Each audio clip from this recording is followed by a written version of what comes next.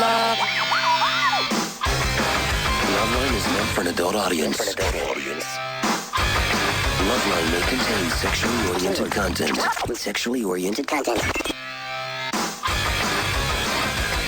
Listener discretion is advised. This is Loveline. Loveline. With Adam Carolla and Dr. Drew. Hey, everybody, it's Loveline. I'm Adam. That's Dr. Drew. Phone number 1-800-LOVE-191. Dr. Drew, board-certified physician, addiction medicine specialist in New York City tonight. Drew? Yeah, I'm here. Yeah, buddy. Jeff Probst here tonight from Survivor. What up, Drew? Hey, Jeff. My favorite show is Drew Knows. You can do the dance for him?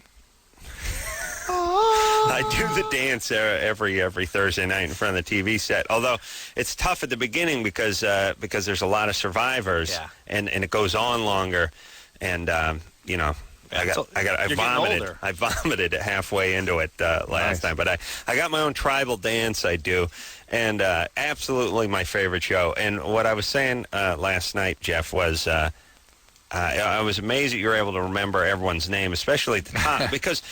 You know, if you think about it, 16 people at the beginning, right?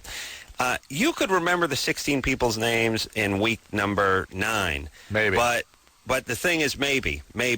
But I know, because once in a while I come in here and I look at Engineer Chris, and it's just 1,000 names scroll by in my stone Rolodex. I have no idea. And then it comes out like this. Give me a warm-up, kid. That's how it ends up. Michelle here tonight, though, yeah? Not Michelle, right? Right. That's right. Nice. So here's my point. The 16 I could remember in week 9, but week 1 I wouldn't know the 16, and that's the hardest time. I mean, you have the least time to familiarize yourself with everyone. What do? Do you study? I go over these little cards, but I've blanked before. Oh, you have? I've never seen it. Yeah, because, you're it's the same thing. You're thinking of a million things, and names usually, like, I know your name because I've seen you on TV a million times, so I look at you and I instantly know your name. But if you're brand new, you're right. You're thinking of something else, and you go, the guy with the dark hair is, oh, man. I'd be like, hey, guy, dude, bro, and what's his nose, and Nike, and Jap Flaps. Yeah, over here. I just look in between 3 people, and I go, what do you think? Oh, yeah. Waiting for somebody to answer. Yeah. Drew does that, too, when he says, I agree with the guest. That means he doesn't know the guest's name. I love these little tells. Yeah. So, don't you find that you have agreements with all your friends, which is you walk into a party, and the first thing you say is, if I don't introduce you in the first nanosecond, stick your hand out and say my name is. This is what you need a wife for. Tried it 1,000 times. They always fail miserably. Yes. And then you find yourself getting distracted because you're angry at them because what are we going to do? Talk about? Yeah, and then it always becomes about, well, you didn't introduce me. Yeah, I know. Because I don't remember the name. I gave the whole speech. I gave the entire scenario, and it played out just exactly as I painted it out in the parking lot, and nothing. You came through with nothing. And the thing is, we're rarely that person. People when you go, people probably tend to know you. So they say, hey, Adam, I want you to meet my wife. Yeah, well, because, and you do the same, I guess, which is we don't play the wacky neighbor on the UPN sitcom. I don't get called by my character name. If they know me, they know my name because that's the one I use and whatever I do. Everybody's outraged that Vice President Cheney didn't remember that he sat next to Edwards at a couple of occasions. Are you kidding? This guy must meet 1,000 people a day. He's not going to remember. No, I like that. You know what that means? It means he's thinking and not kissing ass. I like that. That's right. Nothing wrong with that. People are he couldn't possibly have forgotten meeting him. He was lying. It's like, no, I barely remember meeting Jeff. Barely. The guy's had 70 surgeries, and he's 80 years old. Please, cut him some slack.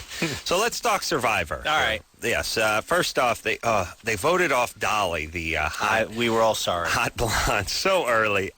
It's how you know the game isn't rigged, because they consistently vote the hot chicks off early, and if the game was in any way being manipulated by the network, that would never happen. And it's a good thing we can't. Yeah, it's a good thing we can't rig it, because we're all sitting there going, "It's looking like Dolly, really." Dolly? Well, let's think about this for a second. Why do we have to have a tribal council? I'm just throwing out an idea. Do we have to vote somebody else tonight? Night one, please. The jury's way out.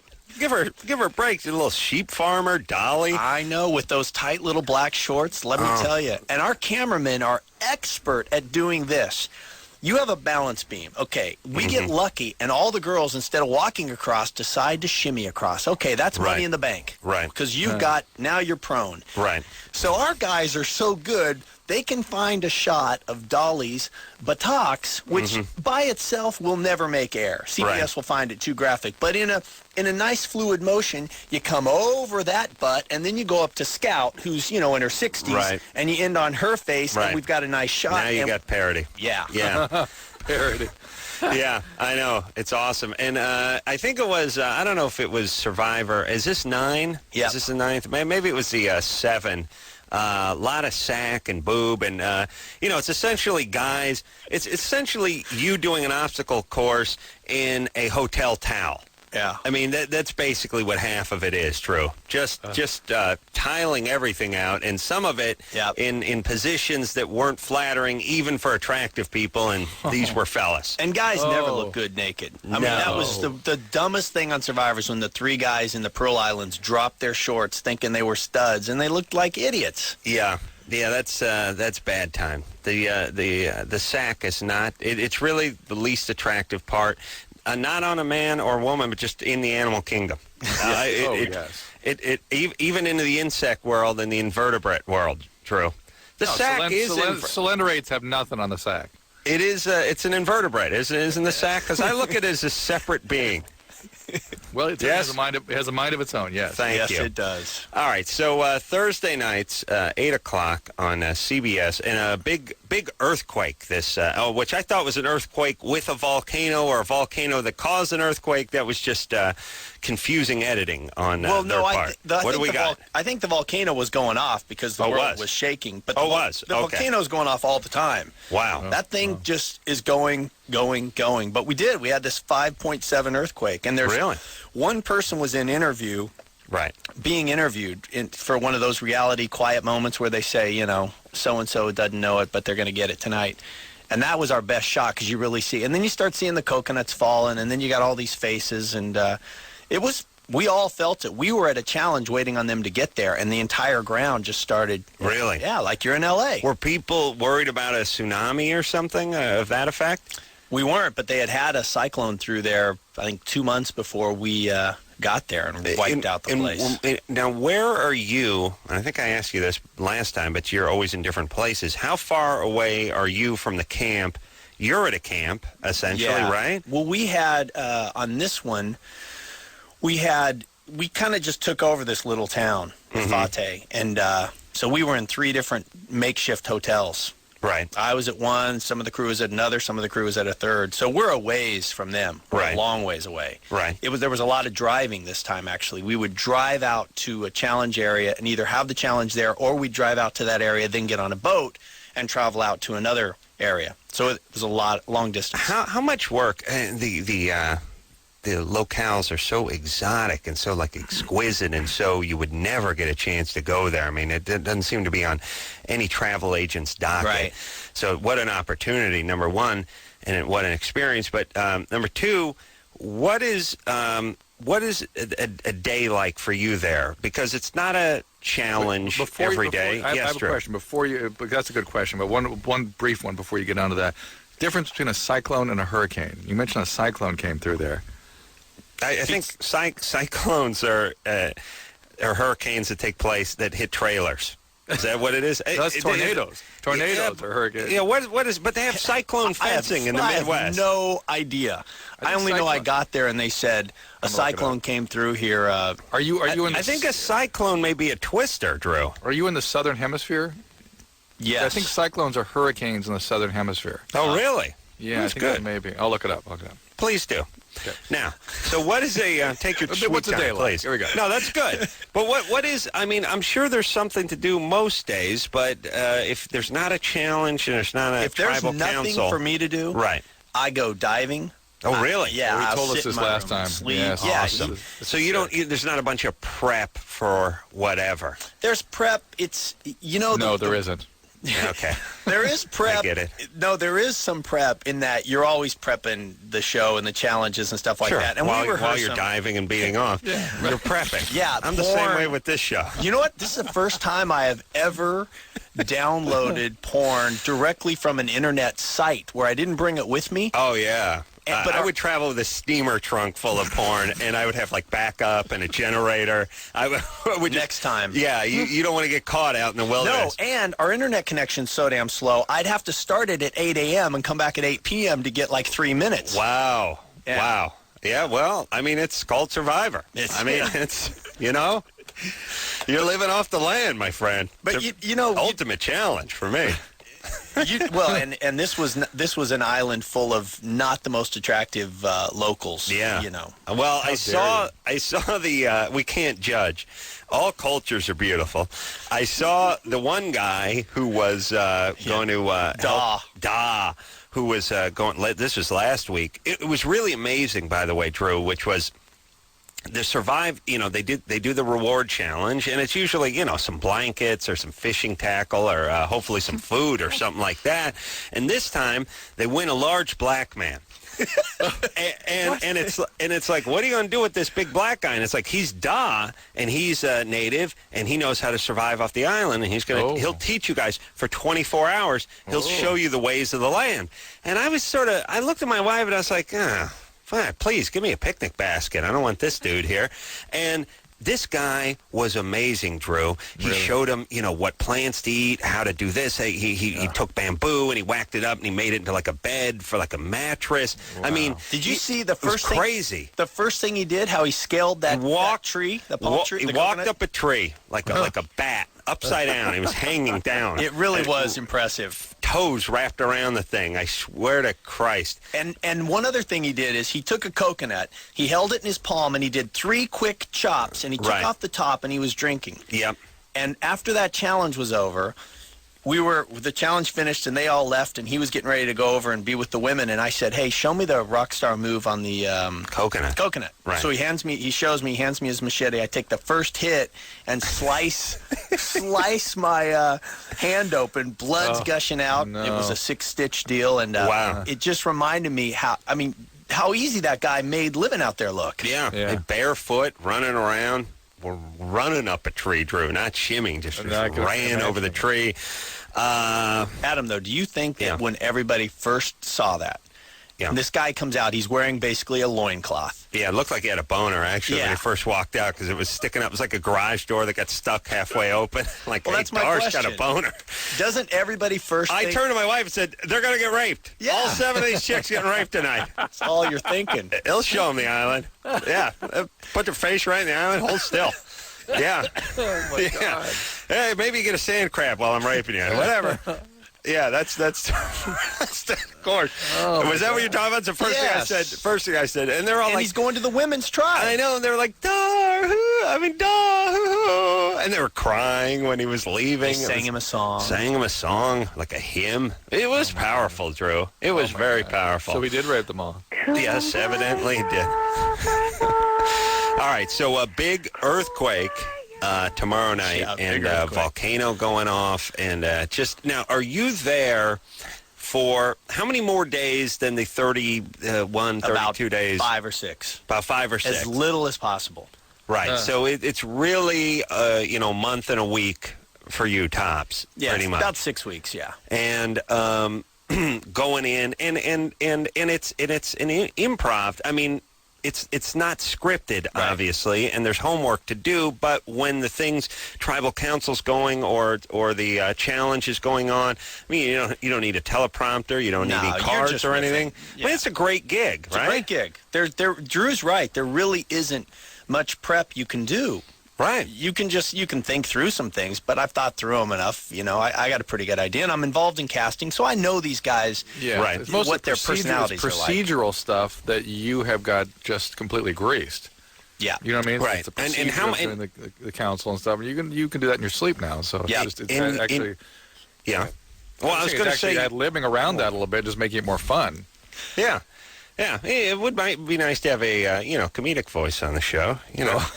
Season 10. New, Yeah, but new sidekick. Just Huh? a little Come on. mental note, Adam.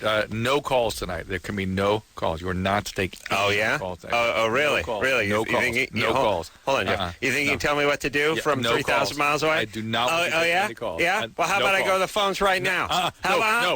Okay, Adam, smart guy. do not take any You just calls. earned Not on yourself this a show. call. No. Yeah, you earned yourself a call, Shauna. 15.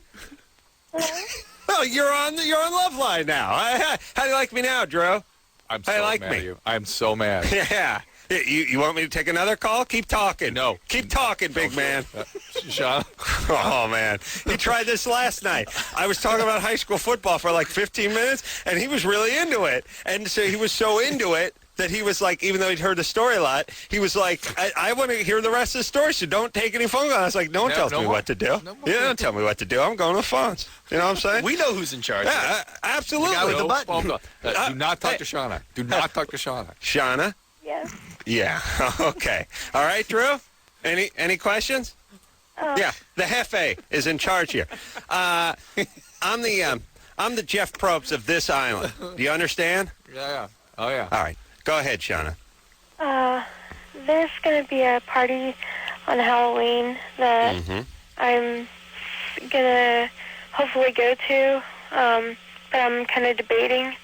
And they're going to be auctioning off the girls for dates. And I was wondering if I should participate in that or not. Hold on, Drew. Tell me not to go to another call. Don't go to another call. Do not do it. Oh, wait a This minute. is too exciting. Do not do it. Now I'm confused. Yeah, I may. I'm gonna. Well, I think I Shauna, confused myself. Shauna, is there anything awful about being auctioned off? Are you being auctioned to? White slavery, Yeah, slave, yeah, right. or or who's going to get you? I got $2 bid now, $3 now, $3 getting me 4. I got $2 but now 4 now 4. Would you give me 5? Would you give me 5? Now 5. Who are you getting auctioned to, and what do you have to do for them? Well, it's not just guys that can buy you, it's also girls. And it's not like, I'm okay with both sides, but it's just I'm afraid of it going too far. Is the school sponsoring this, or is it just some? It's just a Weird friend idea. having a party. No. right. No. There's a little more to this auction than, Yeah. than Don't Sean do is it. saying. No. Well, I don't No understand. Is this they do it in years past? I don't know. It's a friend's idea for a good party, Adam. Oh, it is. All right. Yeah. Well, look, the money goes. Is there money involved? Yes, the girls get the money supposedly. Okay. Well, that's just called prostitution. Yeah. Let's be clear about this. All right, Shauna, you sound confused. Yeah. What's the sound matter, upset. baby doll? Why are you so Yeah, what's upset? going on? Hello, Shauna. Drew, tell me not to take Don't another do call. it. Don't. Shauna, is this the kind of party where you think you're gonna end up in a corner, so to speak, with a guy that you may or may not like, and feel compelled to do something? Yeah. Don't put yourself in that situation. Very simple. Boy, really? There's like a 15 Do Mississippi not count. take another call. That's it. That's the last call tonight. Don't go, Oh, really? Shauna.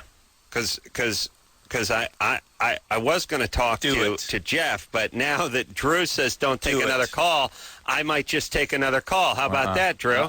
No. Well, do not. do you think you can stop me? You think you're the boss of me? No. Yeah, Come on. I don't think so. That's not Pow. fair. Sarah, 28. Hi. What's How you happening? doing? Good. How you doing? Good.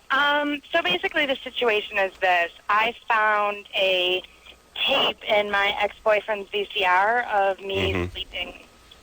Ooh. And Are you naked? Yeah. sleeping That's with it, him? though? I always sleep naked, so there's nothing unusual about that. But you were Yeah, just all right. asleep, or you were having sex with him? Totally asleep. No sex, nothing. And did you bring this up with him? Yeah, I found the tape today, and I called him earlier this afternoon, and I was like, so I found this tape, and he's like, yeah, and he didn't know what I was talking about initially, and I had to keep probing, and then he was just kind of like, oh, yeah, I think I know what you're talking about. It was very weird, and... Yeah. Well, what were you on your belly or on your back? Makes a difference. What's that? On my back. On your back. How hot is it in your house, by the way? Just totally naked, just, legs akimbo, just sprawled out like you had a stroke? Well, the tape starts out with me, like, with the covers kind of on, and then... he pulled them off. No, it's me, like, kind of, like, kicking around and kicking the covers around, and, yeah. All right. Is there a light on? Is there a light? Is this available for me to take on location? Yeah. It's sometimes, you know how long it takes to download porn when you're on, like, Zanu Mahu? Yeah, I heard all about that. Yeah. Sarah, did he turn the lights on or anything? No, it looks like it's like the infrared thing that you can get on video cameras now. Okay, all right. So this is very intrusive. It's kind of weird. It's a little creepy. It's really creepy, and it made me really like nervous about. Well, are there other tapes? Like, he told me it was the only time he had ever done it. But how long have you been with this guy? Well, we broke up because of this. No, we broke up like 4 years ago. We've stayed like really good friends. We've been thinking about getting back together. Oh, boy. Yeah. And I found this tape today, and I'm like, we're living together right now because I just got back into town. All right. Her line's horrible, so I'm putting her on hold. But break up. No, you broke up. When does getting back together with someone ever work? Yeah. It just never does.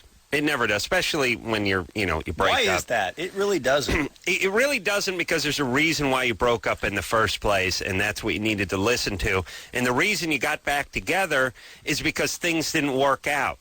So it's not because the other person got better or more attractive or settled down, or you got any better or more attractive. It's just you didn't get laid for a few months, and now you're slinking back to the ex.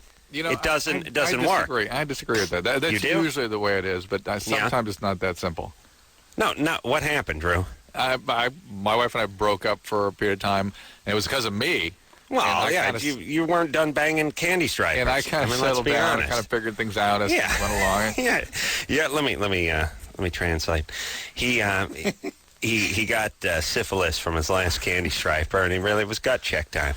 A little soul searching, and then he got his wife pregnant, and then had to get married. That's what happened. In fact, I really kind of wasn't. I wasn't really interested in getting back together, but it kind of just felt right, and we kind of getting along, having a good time. All right. Yeah, you don't go seeking each other again, but sometimes circumstances bring you back together, and you think, oh my God, I missed this.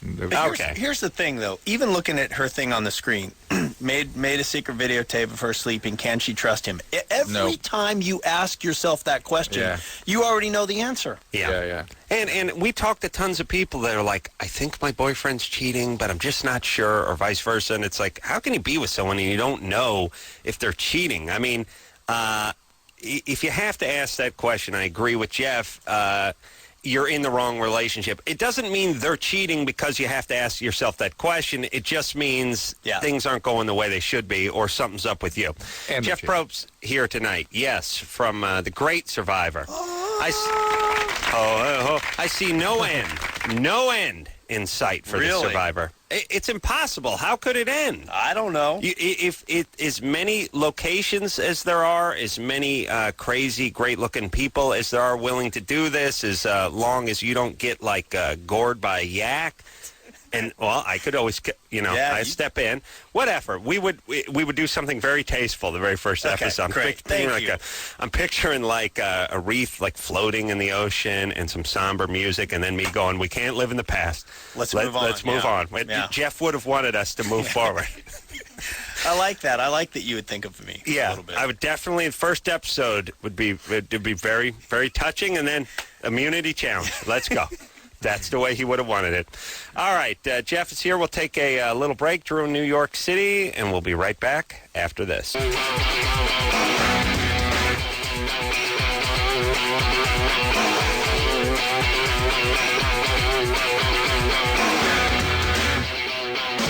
it's Loveline.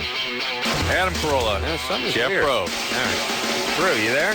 Yeah, I'm here. Oh, are you there? I hear Anderson yell for it.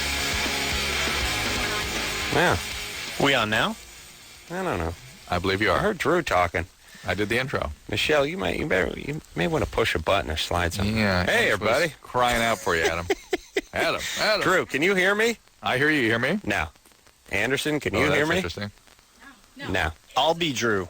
I hear Adam. Don't take Jeff, a call. you be Drew. Don't take a call. Oh, it was. All right. Well, don't.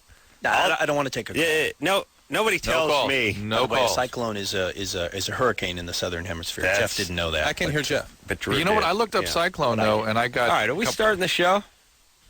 Can people hear me? Adam? No, I hear a commercial. This is This cool. is good. This is Do good you really times. hear a commercial? Do you hear me? Pots are up. Uh-oh. All right, Drew, take a call. I'm going to push You hear me? William, see what he does. Drew, you hear me, right? William? I hear Anderson. Drew, we got technical problems over here in a big way. Do you hear me? Yes. Okay, so I'm hearing Yeah, you. I can barely hear. I can't hear you through my headphones, or cans, as we like to call them in the business. Okay, but call it. I Go can ahead. hear it through some speaker. I get the feeling that engineer Michelle might be able to fix this if she dumped enough coffee on one of the potentiometers over there. Adam, I think you complained enough where it's time to just get new phone lines, man. William? Yeah. There we go. What happened? How'd don't it go, know. Michelle? Yeah. Hey, all right, so let God, me just Michelle reset. was sweating over there, man. Oh. Drew, you cool? Can you hear me? I can hear you now. All right. All right, here's the deal. Jeff Probst here from Survivor, my favorite show. And it is Thursday nights on CBS at 8 o'clock. And let's get back to the phone. So we got William, who's 16. Although I just punched him randomly. I didn't really want to talk to William. Who else do we want to talk to? Ooh, here's Jenny. She has a kid with a 40-year-old guy engaged to another girl. He's engaged to another girl? Jenny? Yes, You're 28? I'm 28. What's up? I had a child 2 years ago. We were kind of seeing each other, and he didn't really make an effort to make it known that he likes me. So I kind of went about my business. Well, wait a minute. Already I'm lost. You had a child 2 years ago? Yes, With him? With this guy? with him, not knowing that it was his. Pardon our Whose did you think it was? This other guy that I was... The beginning Pumping, of March, yes. I was seeing somebody, All and I right. was trying to break it off with him. All right. And the end of March, I seen this other guy. Okay. All right. So now what? Well, my question is, now he knows that he's the father. How did you find out he's the father? We went for a DNA test. Okay. Wow. All right. He's coming over to see his son next week. My question is, do I let him know how I feel? How do you feel? I like him, but I don't want a single... Hold on a second. Is it Quaalude night? Everyone we've spoken to tonight is just bad calls, bad lines. Just just people with serious 3 Mississippi in between it's your every fault. goddamn I told syllable. you not to take any calls. He did say that. You think you can tell me what to do, Drew? I'm just saying, don't take any calls. You don't think I'm the captain of this ship? Yeah, I'm just saying. I predicted that one. All right. And, Well, there you go. Now you got another call. You got another call. You want to keep going? You want a fourth call? Jenny? Yes. All right, let's pace it up, baby. Let's go. Let's break it down. It's only a 2-hour show. You got a kid. Your kid's how old? He's 2. 2. And the guy's coming over. He's 40. Right. And you guys broke up in the first place because of why? Well, he didn't make it known that he was interested in me, so I didn't. Look, you didn't have a relationship. You just slept together. Right. You just slept together. Okay. Right. And Well. is he single now? He's engaged. And he has no idea he has a kid with you. He knows. He knows. He knows. All right. He's coming over. Now to what's see he? him. Yeah, they had Now a he's DNA interested. test. He's going to come over and, kick the Okay. kid's Come on, tires. Drew, catch up. Let's I beg go, your pardon. buddy. You're right. You're Let's right. focus. And So here's the therefore- thing. He's engaged. So I don't know what you letting him know how you feel is going to do when he's engaged to another woman. What's he coming over for? To see his son. But we met last month, and he told me that he really loves kids, and he really didn't want to have a child this way, and he's confused, and he doesn't know what to do, and he really liked me. Well, Oh, my God. he really Oh, my liked you as a God. friend. I mean, Yes. and he's engaged. Right. Look, all right, this is so not gonna Jenny, work. yes, here's the deal. You're feeling lonely and vulnerable and all the above. This guy's engaged to another woman. He's confused. He's caught off guard. He doesn't even know he has a kid. He's going to come over there and say hi to the kid. Right. This is kind of between him and the kid, not really him and you. I'm You not guys even sure. were Oh, one-night my God. stand. I'm not even sure he should really have. I mean, unless this guy's going to be in his life big time, to have a part-time father is going to be extremely destructive to this kid. Well, how Now, about obviously, some money? Yeah, he has a financial responsibility, but it might be better to sort of create some sort of fantasy about who his dad was. Are you doing this for the kid, or are you hoping that She's you doing can it get for him herself. over there? Yeah, of course, that's what she's doing. I'm doing this for the kid, too. No, please. If you're doing And it when for she the says the kid, she means herself. Like, you know, when I say, hey, the child. kid really had a great radio show tonight. Am I right, brother? The kid hot. Kid's hot, huh? Am I right? That's what they mean when I say the kid. Yeah. Yeah, Jenny, here's what you need to do. You need to make sure you get money from this guy. Right. And then I think you need to let him get engaged and get married and you to find another man and create a stable home for the kid, who's me. Which is unlikely. boy. What's going on? What else is going on? You just confused and depressed? I'm kind of... All right. I don't got enough time. Here's what I gave her the speech about picking up the pace. Yeah. Here's what she needs to do. Or, I don't know.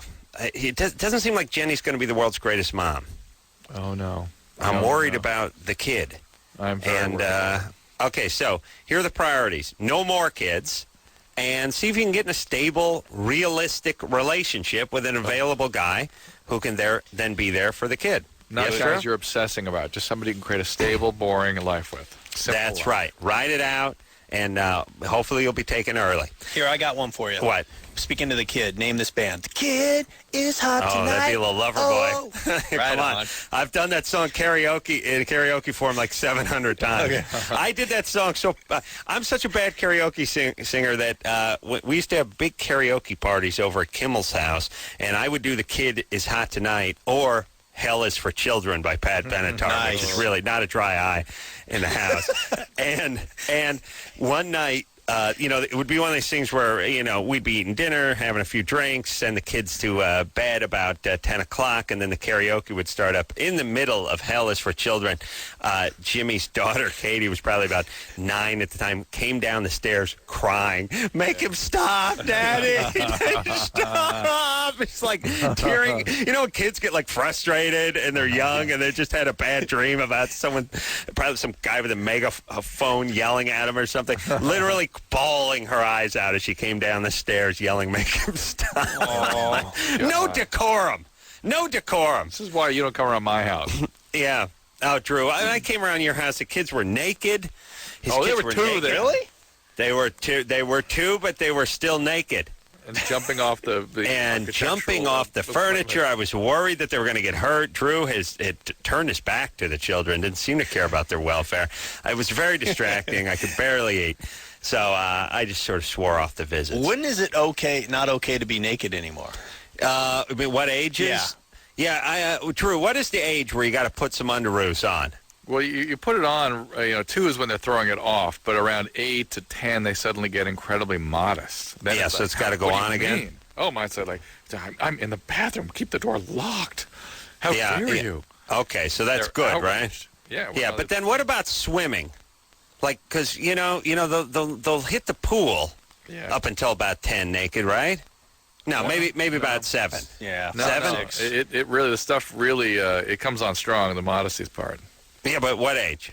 5 to 7 in there. Yeah. All right. So that's when I head in and grab a beer because the show's over. Yeah. I'm not a Until you're pedophile, 20 but, Until you're 25 and then Right. clothes start coming and off. it comes off again. All right, let's. We got a question for Jeff, by the way, one I'm sure he's never heard before. Someone wants to know what your favorite and least favorite. Oh, wait a minute. Who is your favorite and least favorite rock and roll Jeopardy celeb? Oh, I thought it was a Survivor question. Oh, my God. Who was your? A lot of people don't know that Jeff hosted Rock and Roll Jeopardy. Yes, for VH1. There were some good people on there. The Mark McGrath was always a fun guest. Yeah. He's bright. I mean, he did so well. the rare rock star who went to college. Yeah.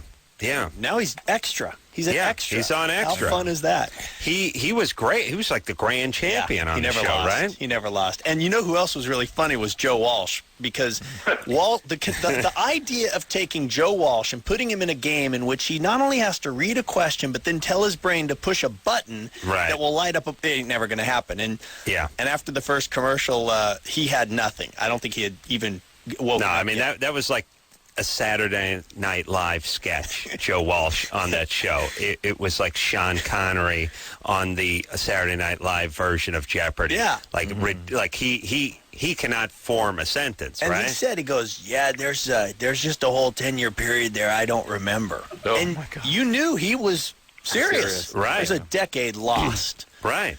Least favorite was the guy from, You know what's scary? Poison. Chumbawamba. Poison. No. The guitar player.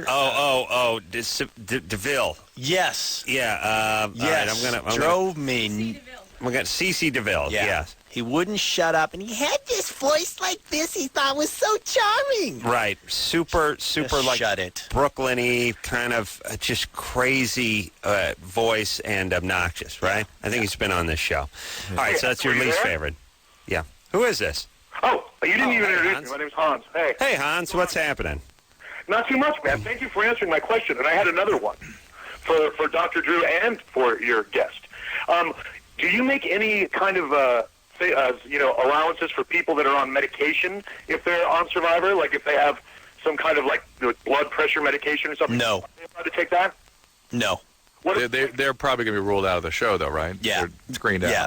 If you smoke, you better get on Nicorette soon. If you're a drinker, you're going to dry up. There's no help. You get condoms, tampons, and sunscreen. Oh, you get you get condoms. Yeah. Well, I didn't. I don't think we talked about that last time you were here. That's interesting. That is interesting. Is that just a decency thing or an insurance thing or they kind what? of want to have these people having sex, right? That's sort of part of the wouldn't interest. be bad. Yeah, I don't think anybody's ever had full-on sex, but I think it's a little bit of both. I think it's a liability issue, too. I saw the Rupert 69 episode. Well, that was tough to watch, Drew. Did you ever see that?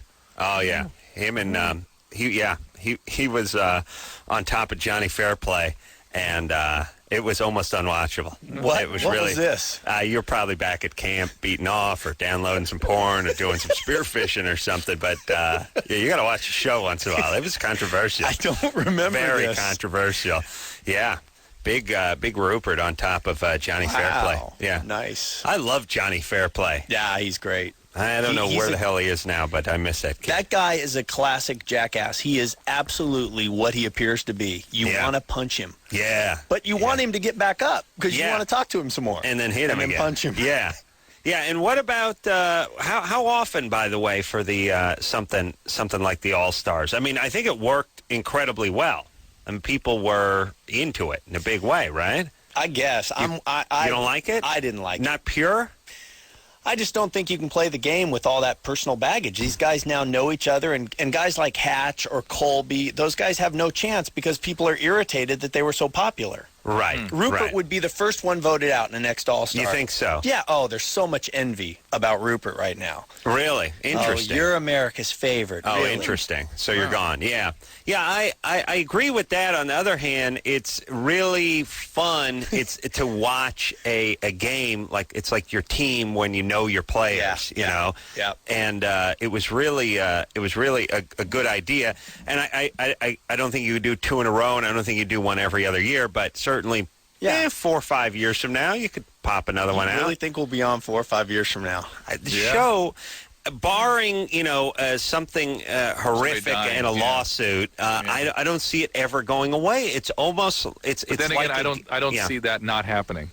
Oh, that's, no, that's probably this year, but Jeff's not saying anything. But it's like a game show in that it's a great format, and as long as you have a solid host in yourself and a solid format in terms of the rules and how the show's structured, who they're always going to have hardcore fans. I just can't imagine it ever going away. At least maybe I'm saying that for selfish reasons because I enjoy it so much. All right, Jeff Probst is in studio tonight. Drew. Yeah.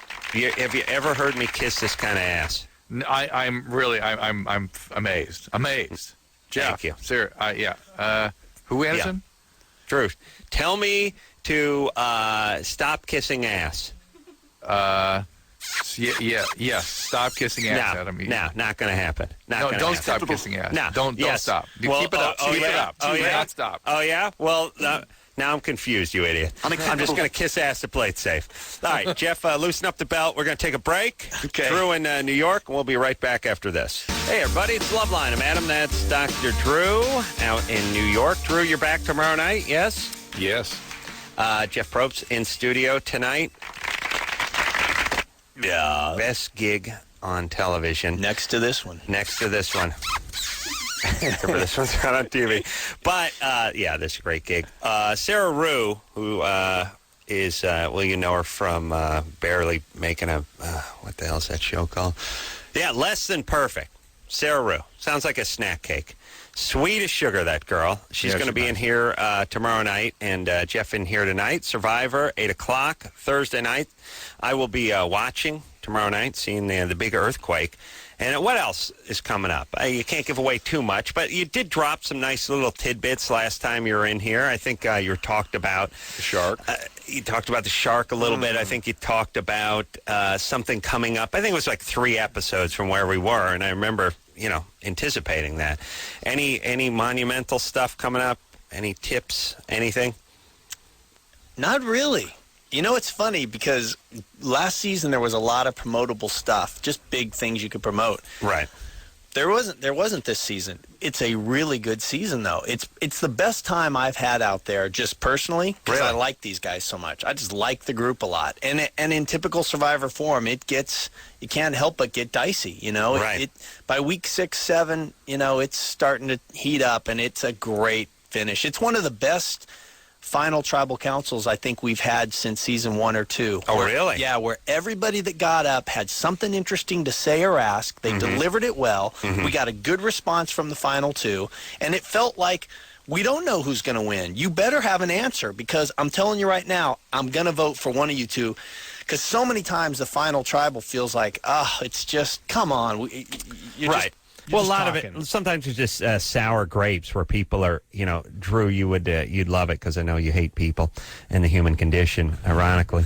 But, people angry at people for playing the game, essentially. Right. Which drives me nuts. And I was like this guy, too. The guy's napping on the beach all day, and he's pissed off at the guy who was collecting firewood because he's a kiss ass. Yeah, right. You're making me look bad. Yeah, like, which is it? Yeah, I mean, you're napping all day. Give us a break. So... again, my favorite show. I just adore the show. And now who comes up?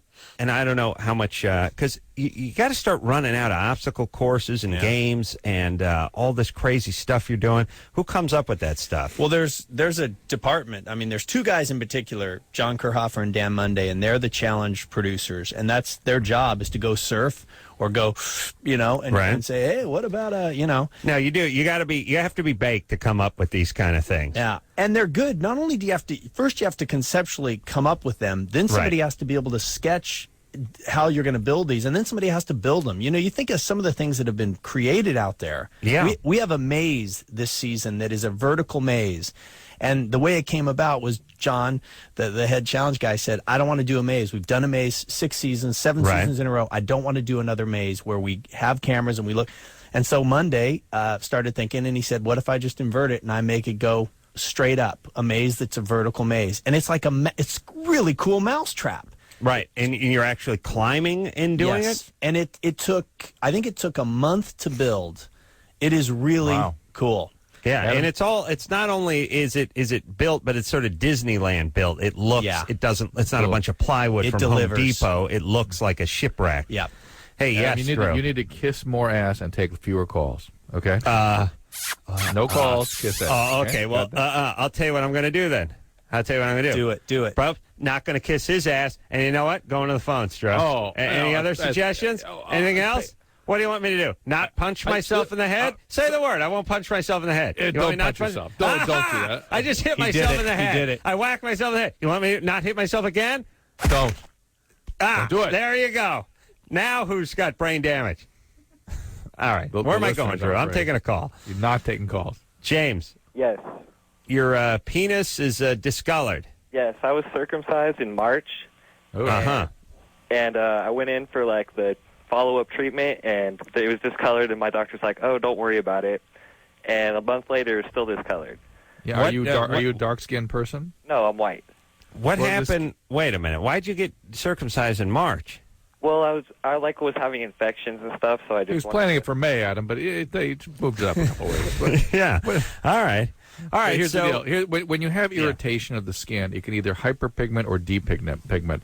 And the penis at the circumcision site, or notice guys can get a circumferential sort of brown spot around their penis. That's from circumcision. It's not uncommon at all. What do they call it? It's a pigmentation or depigmentation. Yeah, but you called it something. Circumferential. It goes all the way around. Circumferential? No, but you said something else. You can get a brown spot called a... I think you said circumferential. Oh, circumferential. I like that. Either depigmenting or hyperpigmenting. So, but can we just settle something for any moms or potential moms listening? Well, hold on a second, because we got to take a break. I think I know what you're going to ask.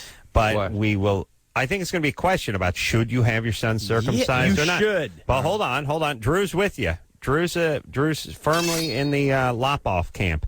Yeah. We'll. It's like a horrible Russian camp, doesn't it? The lop-off camp. We'll take a quick break. Camp. I will cut your penis. Don't shut up. That's Jeff Probst. We'll take a quick break. We'll be right back. Laughing time is over. Hey, everybody. It's Loveline. I'm Adam. That's Dr. Drew in New York. We'll be back in studio tomorrow night with our guest, Sarah Rue from Less Than Perfect. Jeff Probst in here tonight from the fabulous, wonderful Survivor, Thursday nights, 8 o'clock on CBS. I don't care. I'm a huge fan. Yeah, that's right. Kissing and licking. When we left off, Jeff had a question for Dr. Drew, which was circumcision or not. Yeah. It's sort of why not circumcision is really the question, because there are significant, there are some health advantages. You don't have to get the stenosis and irritation that can occur later from tearing from the foreskin not sort of working the way it's supposed to, which happens rather commonly. The theory is that you'd be less at risk of genital warts, and thereby less at risk of transmitting that to women and putting them at risk for cervical cancer. So all things being equal, circumcision, and they do it now with anesthetic, so the baby doesn't feel anything. So kind of here's the number one thing is the weird out the high school chick factor. Exactly. Chicks just get weird on that stuff. That's what I'm talking about. There's not a decision. Make your kid look like 99% of all the other kids look. Yeah. Well, that's the whole thing. Though. It's not. Yeah. But where's your kid growing up? Right, I understand. But we could change it in this country, but the point is that the prevailing wisdom is that it should be done, and why not? Let me say this. This whole thing, it was like the metric system a few years back. It was like, I remember in the 70s, it was like, hey, in 5 years, it's metric everything. It's going to be liters. It's going to be millimeters. That's all it's going to be. And if you don't know it, you'll get left behind. I remember I always remember the teachers threatening you're going to get left behind, and I always thought, I liked being left behind. I'm sitting in the back of the class for a reason. I'd like you all to leave right now. I'll just stay here. Please leave me behind. It's a fantasy of mine. Everyone just get up and leave. I'm going to stay here. I'm watching. Now with TiVo, I really want to be left behind. But you know what? I'd be angry if I didn't get circumcised and then in my adult life start having problems with tearing of the foreskin and stenosis and irritation. And now I got to take a month off and be on my back with my penis in pain. True. Really? You're not taking what? You think you're in traction? Injection? I'm just saying, injection. Like taking a month off. The point is, IV's hooked up to you. You're using a stroke cane for the rest of your life. You have to get around with one of those larks. Yeah. Well, it can be pretty uncomfortable and unnecessary. It's the weird out the high school chick factor. I agree with Jeff. You don't do anything that can soil that deal. Nothing. You want nothing that can screw it up. And then so I was saying that everyone thought, well, everyone is going to be on the metric system, and no one's going to be circumcised. Right. And it's just, we told those Europeans to kiss our American ass. We really did. And there's a small little group of boys right now that are going to have to, at 21, like this guy. They're like, the smart little group's going to have to move back to Europe. They're like, the guy cut 4 millimeters off the end of my penis. And everyone's like, huh? That's my oh, no, I got to move back. I got to move back to Europe. It really is. I really do think it's like us telling the Europeans to blow us. It really is. You learn the metric system, leave your foreskin. We'll do none of the above. Thank you, Frenchie. So we'll mark our society by making sure all the males don't have a foreskin. We love inches and we hate our foreskins. That's really what you can say about this country. All right. So the idea is do it because it couldn't hurt, as they say, and also all the guys that are in the restore the foreskin groups, the ones that are suing their parents and using medical tape to stretch what little left they have, and are basically walking around feeling like they're Vietnam vets who got a leg blown off and Da Nang. Please, you guys have deep psychological issues. Put them in a room with C.C. DeVille. That's right. They all belong together. That's right. Walsh. I've just conceived of a new aphorism: pound and pre-pews, pure American. That's right. That's right. Except for I'm the only one who knows what pre-pews is. You got to do better. You got to do something that's a little more accessible. Yeah. See, Drew? I saved my dime for scale. No, my dime for scale dropped. Anderson's got it for last night. Send me a picture of your hymen with a current newspaper with the date on the newspaper visible once a month. And a dime for scale. That's true. Drew made a joke. That's funny. Do you understand? Drew makes a joke about as often as the Sox win the World Series. He really does. I was saying to a 15-year-old girl, sounded like just albino white trash, that she was going to get pregnant in the day after tomorrow, and she said she was a virgin. And I said, I'm going to need you to take a picture of your hymen with the current newspaper once a month so I can confirm it. And Drew said, in a dime for scale, which is bizarre, but funny, Drew. Very funny. And then we did talk about how much we love when things are photographed, like hearing aids and stuff like that. They always put any spy cameras, anything. It's always got a dime sitting next to it.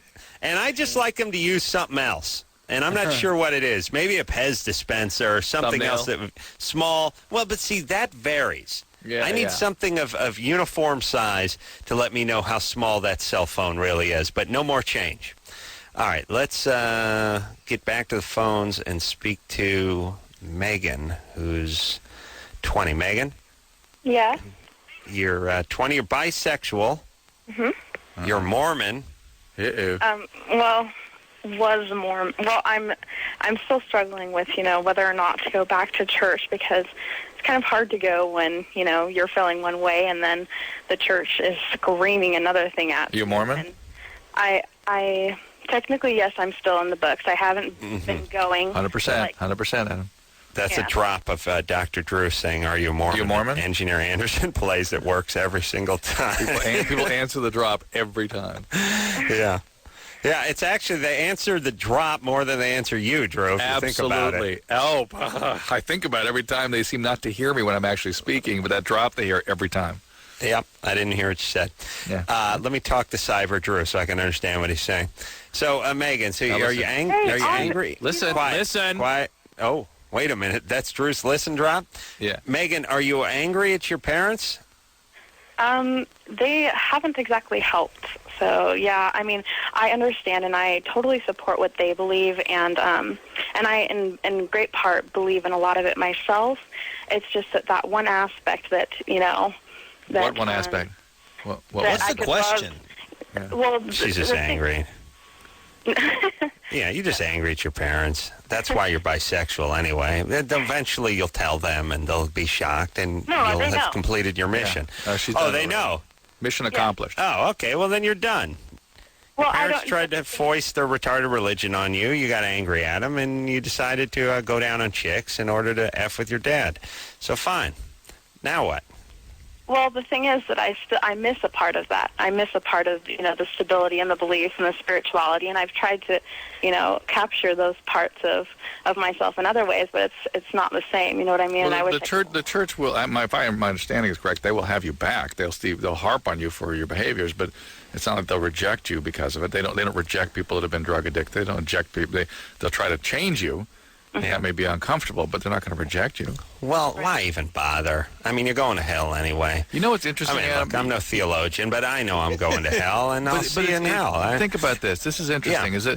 Is that women do sex for women can be a vengeful drive. Yeah. But for guys, no. It's just a drive. No. It's just exactly. You can't change it. You can't. It has no rational sort of understanding associated with it. And there's no venge. I mean, about the worst I did to my dad was beat off into his toiletry kit. In terms of vengeful, in terms of using my sexuality. Well, you weren't doing it on purpose. Vengeance. It just was just in the way. It just happened to be in the way. Yeah. It was one of these things where it's like when you're going to throw up and you just vomit in the trash can. What are you going to do? You start looking for something. It's a mess. But you didn't mean anything by it. It was not any sort of directed behavior. Yeah. No, I didn't mean to spot weld the mini aqua velvet to the side of the thing. No, I didn't mean to do that. No, but Megan, you're not living at home, are you? No, I'm not. And just to let you know, I didn't do it, in revenge or, to piss my parents off or anything, because I really did have a wonderful relationship with them. All right. Sounds like and it wasn't like that at all. It's just that, and that's one thing that's, really hard for me to believe in the church, because, I'm not attracted to a penis or a vagina. That's not it. How do your parents know that you're bisexual? I told them. Why? Because they pretty much, they had, suspicions and whatnot, and my dad and I have a really good relationship, and we sat down and he just basically said, you mean the world to me, and I know that you're suffering through something, and my suffering was through, lying to them all the time, and so... Wait, I'm confused. Did you have a girlfriend? Yeah, I did. Are you just lesbian? Are you lesbian and that's that?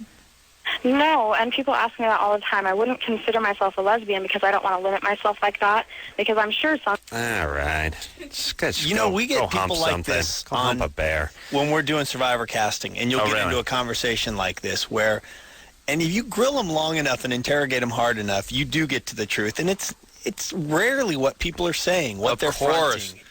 Jeff, you're so right. People just espouse a lot of BS because it's sort of the politically correct sort of scapegoat of our time. It's the way to justify what you do and make sense of it, when the reality are far deeper issues. Well, here's the next thing, too, I've really realized for women especially, although it holds true for guys to a certain degree, but mostly for women, which is they can now have these long-winded discussions on their sexuality where there's every ear is on them, and they're like, I don't like to be limited in my sexuality. I believe that. Oh, just shut up. Just either go down on a chick or go 69 a raccoon or something. Just let me watch, would you? Just shut up. I don't know, when did it become in vogue that people get to sort of espouse their retarded sexual notions all the time? And I don't believe that it's fair. And I don't judge. I'm limiting. I want to be limited like you heterosexual. And I believe that, and it does, I might be, just shut up. Just go do what you're going to do and shut your pie hole. If everybody would just shut up, it'd just be a lot more pleasant. It'd be great, because I'd be the only one talking. but there is always a point here. Is that people, normal, let's say people that are feeling healthy about themselves, don't go broadcasting about their sexuality to their family and things. Right. Here's what I think we all object to, which is I don't care what your religion is, or if you have a religion at all. I don't care what your sexual proclivity is. I don't care about any of it. I'm just reacting to the part where I have to address it now because you're confronting me with it constantly. Right. And somehow you're the evolved one because you get to talk about your retarded sexuality constantly, and I want you to go away. I just want my goddamn TiVo. Just get your nipples pierced and go 69 bovine water yak. I don't care. Just go do it and shut up. I'm tired of everyone expressing themselves. We accept you and love you. Now keep to yourself. We would love you more if we didn't know what you were doing. And no one cares. Look at it that way. And nobody cares. That's the other thing. It's this sort of supreme narcissism where everyone needs to know about me and my sexuality. And of course, how could the world continue to spin on its axis if folks didn't know where I was coming from sexually? Just here's the thing. I assume everyone's heterosexual until proven otherwise, but don't care. I just don't care. The best conversations I have are with my buddies when you really are just honest and you're saying the dark dirt about why you just did what you did. And there's no masking it. It's I did it because it was there, or I did it because I always wanted to, or whatever. You're talking about men and sex now, right? Yeah, Basically. typically, yeah, men and sex. But if you just take that, extrapolate that on, if you just would just get to the point, what is it you want to say, and say it, because we're wasting time, and it's all I got. I only got so many quarters to put in the meter. Don't hem-haw around. If you like women, good. If you're trying to prove something to your dad, I don't care. Yeah, just go tell him. Let him kill himself, and we'll all move forward. All right. Jeff Probst. Jeff, you could God, really... I like getting on soapboxes. It's great. It feels good. Yeah. Because normally you're just explaining the obstacle course and then doing that start Survivors thing. ready? Since Jeff was last on the show, I did a thing with this cold turkey show, and on that show I met a psychologist that did all the pre-testing psychological screening. They now have a group of guys that just do that. And he was telling me that basically all reality show contestants have virtually the same personality profile. Narcissist, borderline, sociopath, drug addict. That's the basic profile. and they're all the same people. It's amazing that these are the people that self-refer and, more importantly, get on reality television. Okay, that's a bit of a generalization, but... No, he'd actually done the testing. It was not a generalization, because here's the data. Who was it? Do you remember who it was? I forget the guy's name, but he'd done like about 80% of all the reality shows. And he's a young guy, nice guy, a very smart guy. True. And, a guy farts and you hear drug addict. Yeah, I was going to say the drug addict thing and sociopath. No, not actively, but that's sort of the basic profile. It's a borderline narcissist. I'll tell you, it is true that in general, the best, most memorable characters have either very high or very low IQs, and in their personality, their psychological profiles. Whereas Drew might just sort of float in the middle. A little high, a little low here and there. These guys spike. They're very high or they're very low. Right. Yeah, we talk to people when they're low, bottoming out, as a matter of fact. Don't take a call. Listen, you think... You think you can tell me this? Don't take a call. I've been here for an hour. I feel like I have some involvement. Please don't. I gotta tell you, Jeff, I'm a fan. I was a fan of the show. But I don't come out to Vanuatu and tell you how to run your show, and I appreciate it if you'd, afford me the same courtesy when you're on my island. You understand? And for that, I'm going to take a call. I'm taking a call. I'll tell you that right now. How dare Sally? Yes. Yeah, they said I couldn't talk to you, but you know what? I defied them all because I'm a rebel. And you know what? I'm a rambling man. That means I got to leave at midnight because I got to ramble home and kiss my wife's ass. You know when to hold and you know when to fold. That's me. Whoa. Hey, Sally, hold on. I was just thinking to myself, Kenny Rogers, it's great. He wrote a song about gambling in 1969, and now he's the spokesperson for all gambling. And I think I need a song because you are just feathering your nest for the future. That's it. I mean, he wrote that, you got to know when to hold 'em. When to hold 'em. When to fold 'em. That song is 25 years old, and now it's like anytime there's like hey, we want to start a casino. Well, who do we get? The Gatlin brothers? No, what do you mean? We got to get Kenny Rogers. He sung that one gambling song in 1974. Oh, okay, yeah, we'll get Kenny, agent on the phone. We got another gambling spot for you to do. He's the authority on gambling now because he wrote a song. He probably didn't write it. Yeah. Charlie Price wrote it in 68, and he covered it in 74, and now he's making millions he's opening casinos. Drew, what would my song be? That's what I'm saying to you. I'm not sure if my balls is going to make me millions down the road, but the son is gay. Oh, maybe that. Sally? Yes. All right, so you're 27. Mm-hmm. Calling from Pittsburgh. Yes. Yeah. What's up, baby doll? Well, I have some weird sexual things going on with me, and I'm just wondering, why I am the way that I am. Go ahead. Mm-hmm. What's happening? First, I can remember actually having orgasms, like, from the time I was, 7 or 8 years old before I even knew what they were. That does happen to some women, and that doesn't necessarily mean anything other than you're just a little bit different biologically. Okay. And also, I can't have an orgasm unless I'm fantasizing that the person is overpowering me, but it still has to feel good. I have to feel like they're making it feel good, and I don't really want it, but it's out of my control. I can't help it because... Do you have some reason to feel sort of shameful about your sexuality? That, in other words, sometimes this means, occasionally, that you feel sort of uncomfortable about being sexual, and if somebody else takes that over, you don't feel ashamed any longer because you're out of control. It has nothing to do with you. Somebody else did it to you. Uh-huh. Yeah, is that relatable? I'm or... sorry? Hold on a second. Drew, she's from Pittsburgh. Yeah. Here's the thing. You always float that theory, but I really think it's more that women like being taken.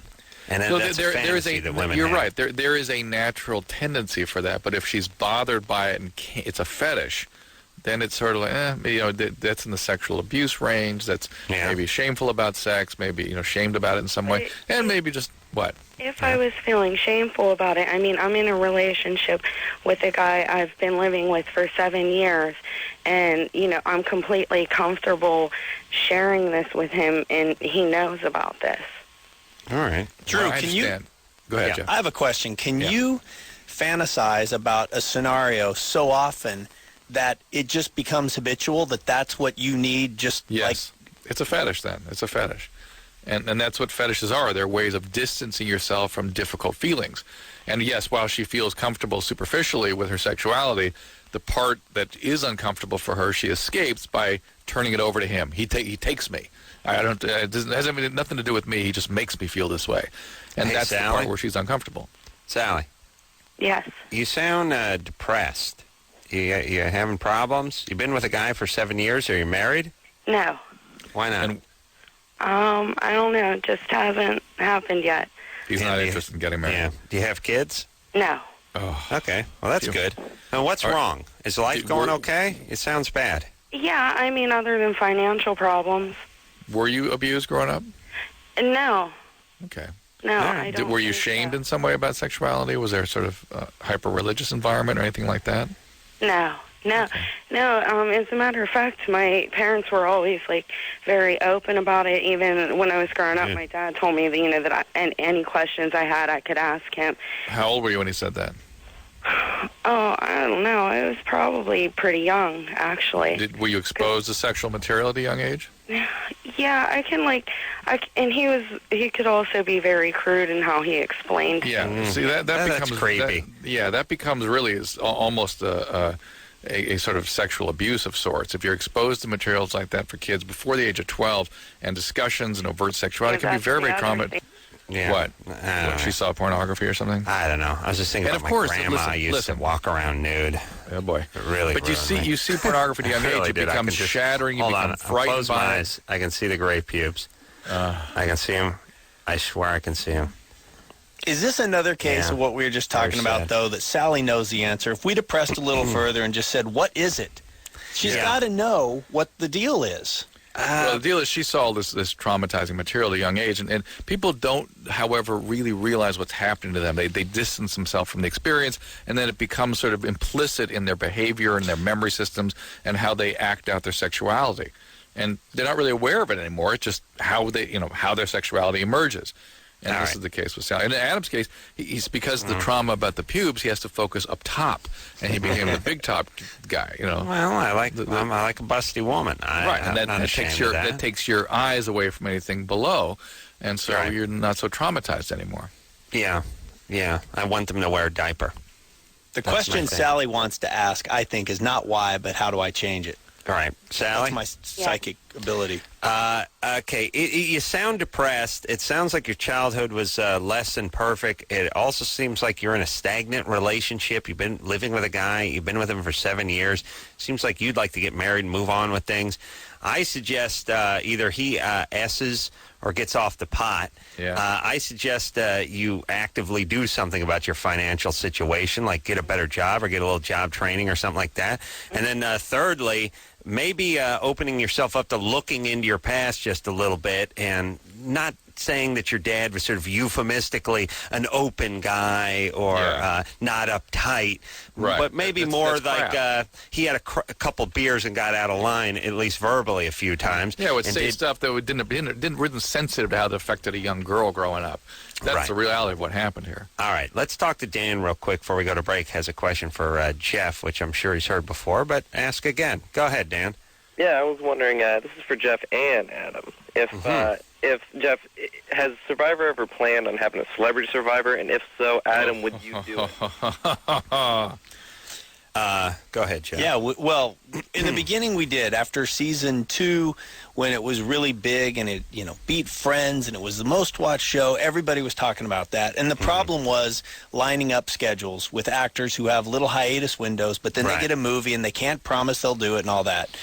We probably wouldn't do it now, but no. To me, the show has a sort of purity to it that, and plus, since then, there's been other attempts at these sort of a celebrity get me out of here kind of debacles that fell flat on their face. Although, albeit you could argue that they didn't actually have Nikki Ziering's sister is not exactly what you call it. Well, and they caved into them. Those guys complained and got tents, and then they complained and they got food. It wasn't right. But would you do it? I would definitely consider it. I'm that big a fan of the show, but it is a hairy show. I mean, the idea, with just seeing the bugs crawling around is enough to freak me out. But no, I didn't know you got condoms, so that I could be back on. All right, I would definitely give it some consideration. Here, the real question is, you wouldn't want, but I'd be way down on the list of guys you'd be going after. Believe me, you would start at the top, and by the time who would you be got at the to top? You would, your fantasy answer would be, John Travolta and whoever, but then realistically, that would never happen, and it'd probably be like, what Bonaducci said, no, get Carolla on the phone. That's how it would work. All right, we'll take ourselves a little break. Jeff Probst in studio tonight from Survivor. We'll be right back after this.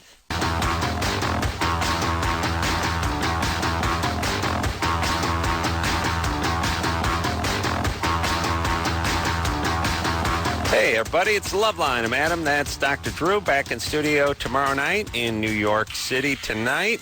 Yep. Jeff Probst in studio tonight. Sarah Rue coming in from Less Than Perfect tomorrow night. Of course, talking about Survivor tonight. And excited about tomorrow night's show. Big earthquake.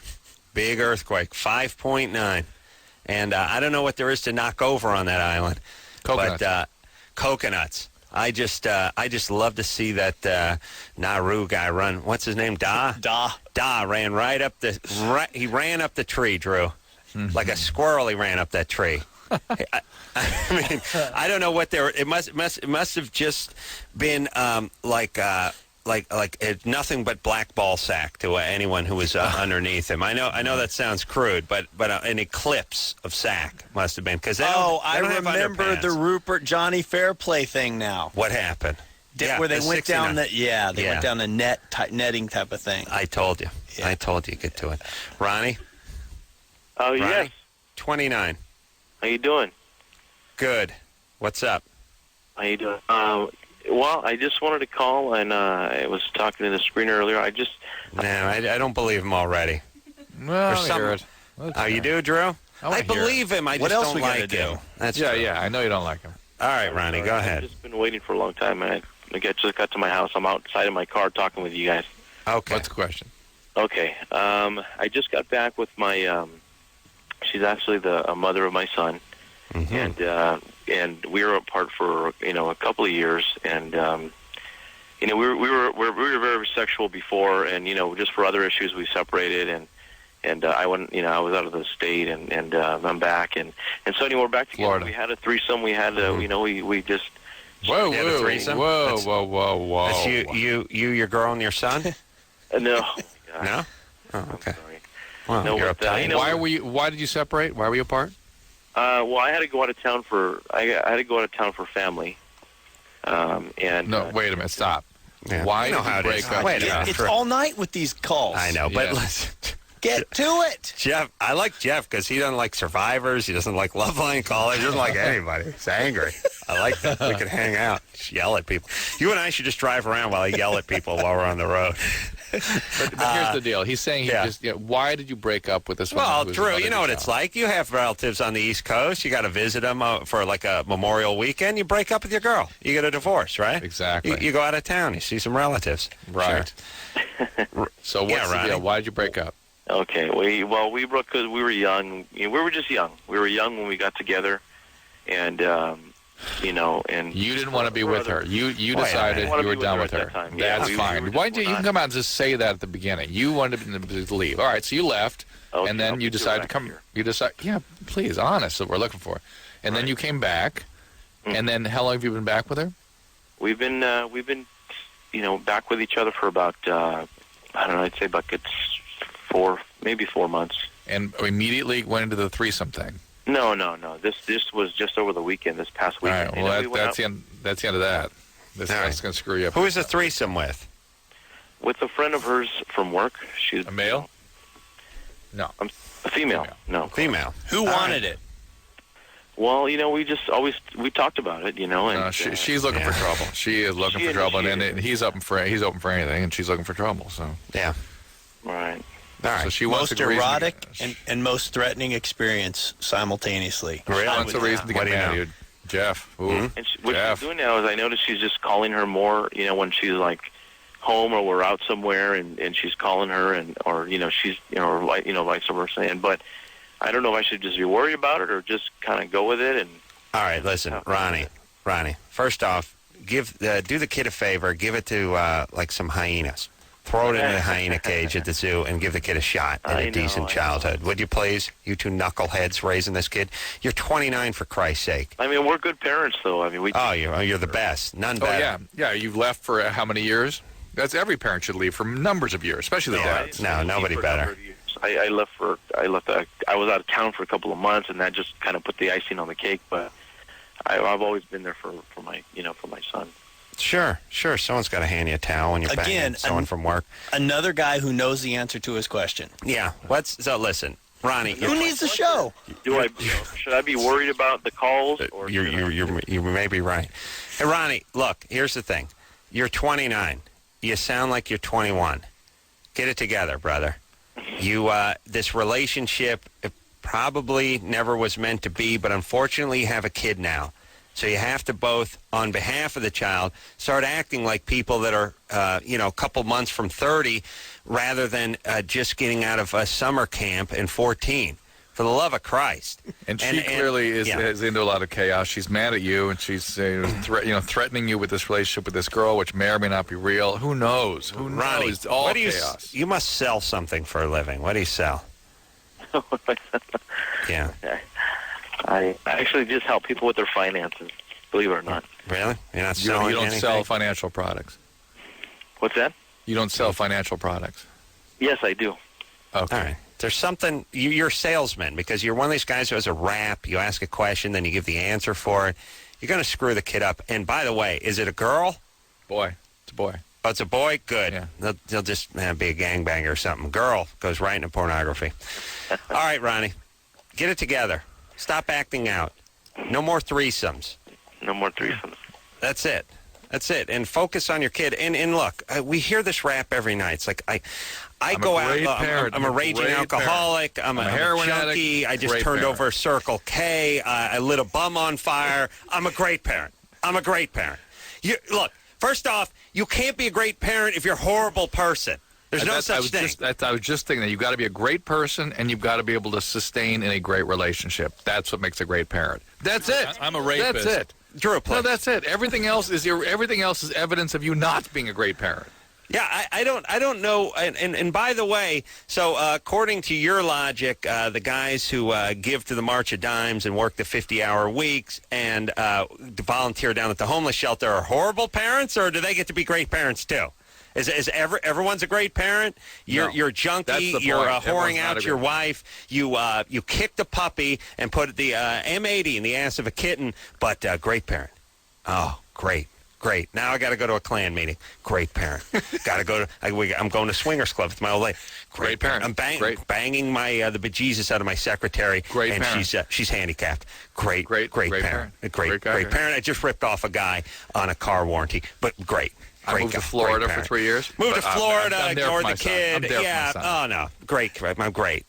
You loving your kid is not being a great parent. You actually expressing love to your kid is what makes you a great parent. Yes, Drew? Do you remember the guy in Florida that was driving us around was telling us what a great parent he was? And he saw his kids he was in Florida. He was in his kids Florida once a year in Michigan. Like a kid in Michigan. Yeah, it was great, Dad. And by the way, it's easy to be great the one day you see. It's like, here's what it is. It's like, well, I see the kid once a year. We go to Knott's Berry Farm, and then TGI Fridays for Bloomin' Onion and all he can eat. So, okay, one day, you're a great parent. It's like I'm the world's greatest employee. The one day I showed up for work, I showed up early, and I got all my work done. Same thing. Yeah, but you got to show up the next Monday. No, greatest employee of the year, right here. Showed up early. Boss had it in for me. Boss had it in for me. Didn't even steal any copier toner. What an employee I am. What a dad you are.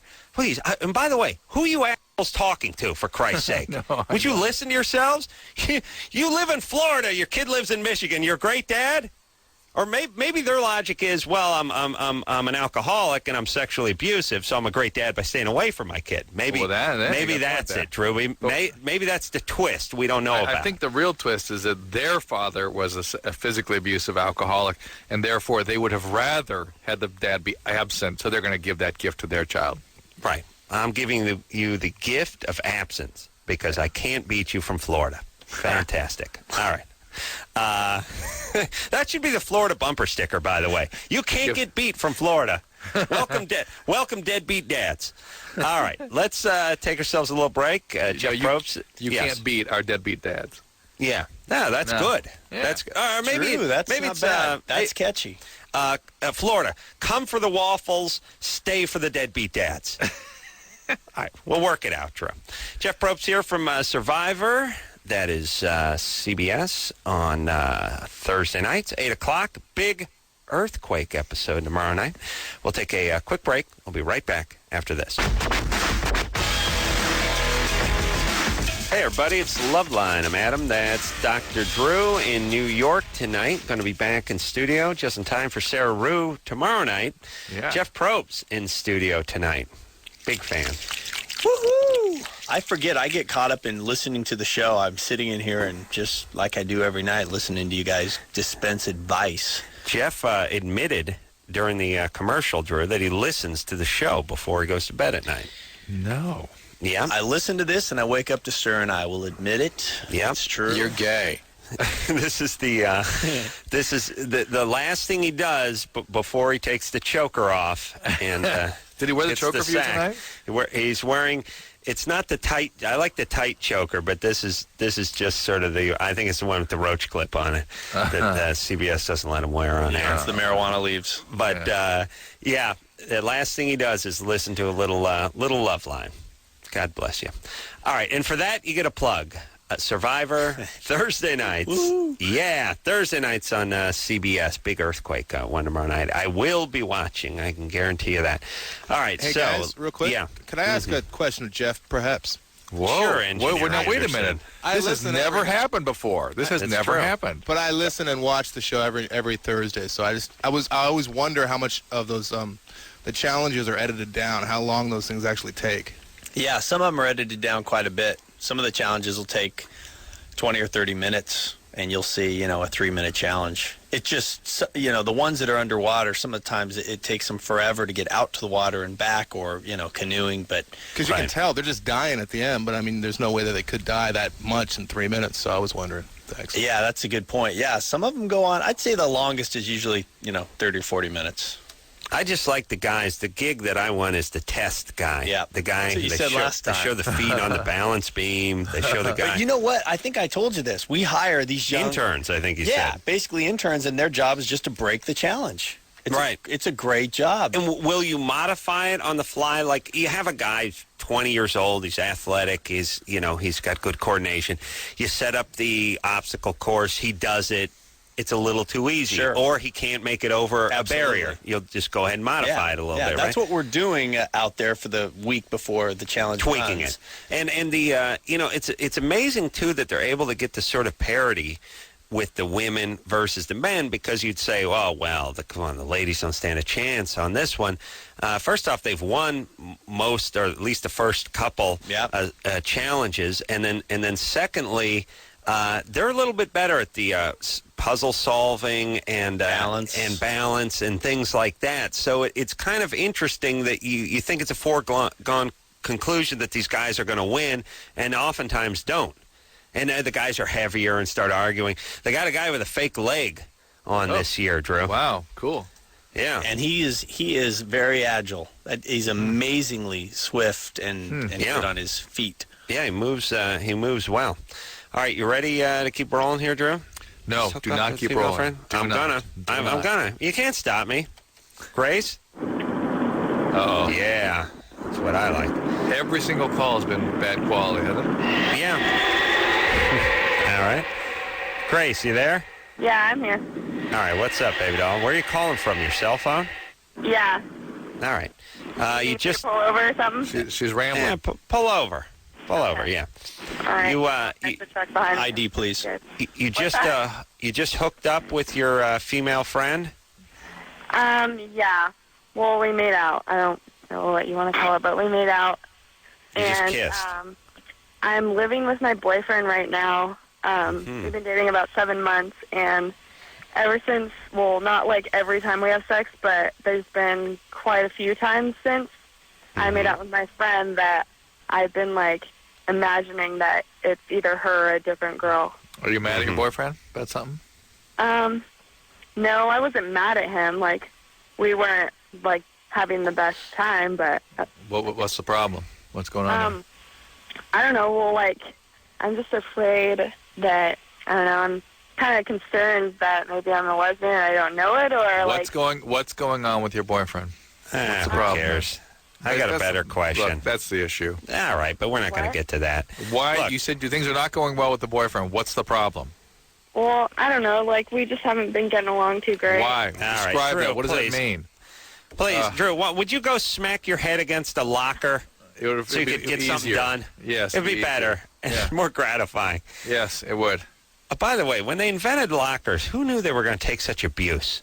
People punching them, people whacking their football helmets against them, guys throwing stuff at them. I mean, you really, when you invented a locker, you think, well, here's a nice thing. I'm going to make a nice contribution. Yeah, you got a little code thing. The guys can keep their shorts in there. Who knew people would be beating the crap out of them? It's part locker, part drum, you see. And that a locker would be responsible for so much mental trauma. Think how many kids were pushed up against a locker by the bully. Yeah, or thrown in lockers. Those bastards who made those lockers should be locked up with CeCe DeVille and who else? Joe Walsh. Okay. And Johnny Fairplay in their own locker. Wouldn't that be and all the poetic guys justice? who have foreskin. That's right. That's who we also just the foreskin. All right, now, hold on a second. Shuffle all right, stop talking to Grace. Let me talk to Grace. Grace. Yeah.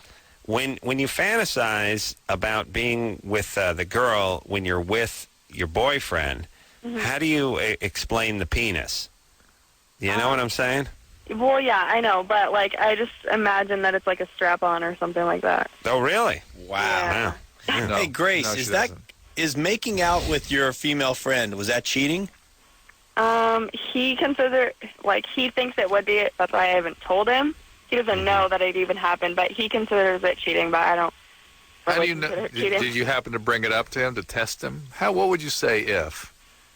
One of those sorts of discussions?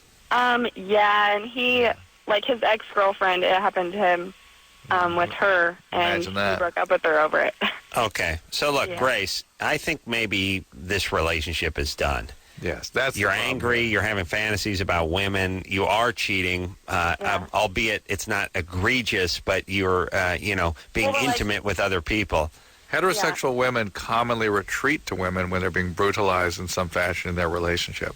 Well, I'm not being brutalized. Like, he's not beating me up or anything like that. I'm being overly sort of maybe dramatic with that, but they're being they've made to feel bad in the relationship, they'll retreat. All right, I feel bad because William's been on hold for 118 minutes. Wow. He was the first call, wasn't he? Oh, I don't know. Oh, he was? He was the guy I talked to at the very beginning? Yeah. Oh, that's cold. All right, I'm sorry, William. Are you still there? Yes, I am. Sorry, brother, man. That's all right. Hey, I just got hired at a L.A. Unified School District, and I'm making like $200 a week, and my mom wants to take 50% out of my paycheck, and I was just wondering, is that fair? Because I think I'm earning the money. I should be able to keep it. What are you doing? What are you doing? You're 16. I'm just an assistant helping around at the actual district, and my mom's on the line right now, too. Oh, okay. Oh, my God, she's been on hold for 118 minutes, too? Yes. All right, I'm going to try to go fast and just call her William's mom. Okay. William's mom? Yes. All right, you're there. Now, William is 16. He's bringing home a couple $100 a week. A potential job, yes. And, Potential, yeah. I'm sorry? And you would like, you think you're entitled to half of that money? That's correct. For you, for living expenses for the two of you, or so he can put it away in a college account or something? Well, I'm a single mom of 3. I work only 5.5 hours a day. I also work for a school district, but it's not a full-time job. I struggle with all 3 of my kids. No help from Dad. I don't think I'm being unfair. I've raised William. I've done the best I can. I still, drive a 1986 car, and I think I should be able to keep half of that. He eats like a teenager. You know, right. that alone would cover maybe the groceries. Here's the thing, William's mom. Here's the problem. You're going to end up getting $450 out of him. He's going to end up spending $20,000 in therapy and resent you for the rest of his life. That's the problem. On the other hand, if you really need the extra $300 or $400 a month to make ends meet, then that's a necessity. I mean, if if that's the case, you got to do what you got to do. And William, unfortunately, you got a tough hand dealt to you. Your dad abandoned the family, and now sort of you're taking on a parental role, and you're going to have to contribute. Ultimately, William, I can guarantee you it will make you stronger and better. Every successful entrepreneur has this story. It was never, we had it great, it was cushy, it was a wonderful life, I had a silver spoon in my mouth. No, they grow up hungry and they understand what it's like and the value of a dollar and what it's like to work early. So, William, as much as you may resent it, she may end up teaching you some valuable lessons about life. And if she needs it, she needs it. Maybe you guys strike a bargain. Maybe not 50%. Right, maybe 25% or something. Yeah, give her $50 every week, and that'll be her tiding. Right. All right. Be careful that he doesn't build resentments against you and the other kids. We'll have take a quick break. We'll be right back. Yeah. Well, that's the show. So many questions, so little time. I want to thank Jeff Probst for coming in tonight from The Great Survivor. I did a lousy job of promoting Survivor. That's all right. Are you kidding? Adam did it for you. 700 times. Yeah. Yep. Thursday nights, everybody. CBS. Okay. 8 o'clock. Big earthquake tomorrow. Look out. Sarah Rue on tomorrow night. And Drew, give me a call. I'm going to. You got your old lady with you? No. Good. Cut that bag loose. Where are you going by? It's 3 a.m. over there. You swing by Scores, have a little nightcap before you pop into the room? No, you know me. That's what I always do. Yeah. We'll take a little extended 22-hour break. We'll be back tomorrow night with Sarah Rue. And until next time, it's Adam Carolla. See you, Drew. For Dr. Drew saying, mahalo. I will cut your penis. This has been Loveline. Loveline. The opinions expressed on this show are not necessarily those of the staff, management, sponsors, or this station. The producer for Loveline is Ann Ingold. Loveline is a presentation of Westwood One Entertainment.